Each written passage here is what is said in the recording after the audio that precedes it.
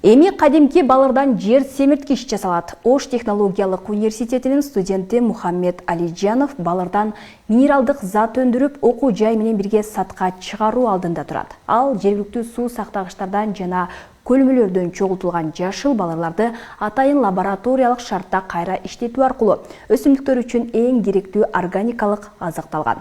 Кадимки химиялык жер семирткичтерден айырмаланып, топуракты ууландырбайт, тескерисинче анын кунардуулугун калыбына келтирет. Кененирээк кийинки материалда.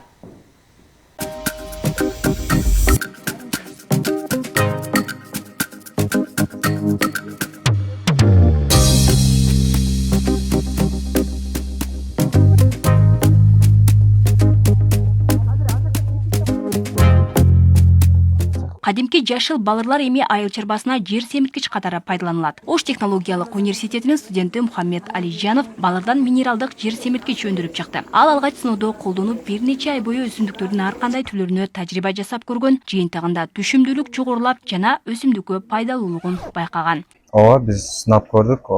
Негизинен биз эми жаңы өстүрүлүп кетип аткан көчөттөрдү өстүрдүк, болгарский жана помидорлорду өстүрдүк.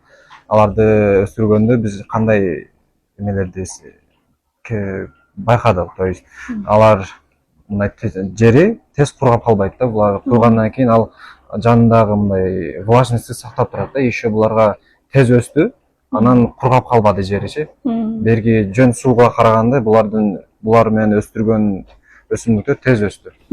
Бул ачылыштын уникалдуулугу анын экологиялык тазалыгында. Химиялык жер семирткичтерден айырмаланып, жерди бузбай, тескерисинче анын кунарын калыбына келтирери лабораториялык изилдөөлөрдө аныкталган. Учурда өнүм убактылуу даярдалган күнөсканада табигый жол менен өндүрүлүп, ар бир 3 күндө минералдык жер семирткич даяр болуп колдонулууда. Курамында ошол бизге керектүү биологик витаминди камтыган балырларды бөлүп алабыз ушул чаш кепетилдерге. Ушинтип мындай болуп көрүнөт.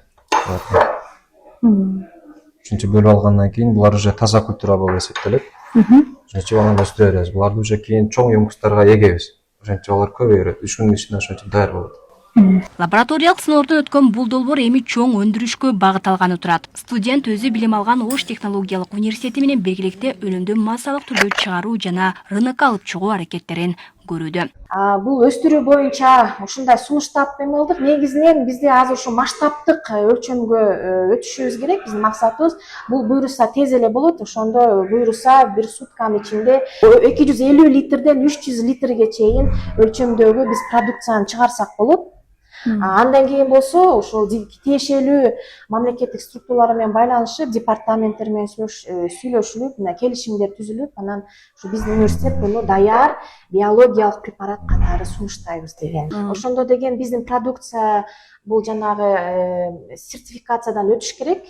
Андан кийин биздин планыбызда дагы патент алабыз буга. Бул өзүбүздүн ошол препаратыбызга патент алсак, анан сертификаттан өтсө, анан кийин уже негизинен баасы коюлат.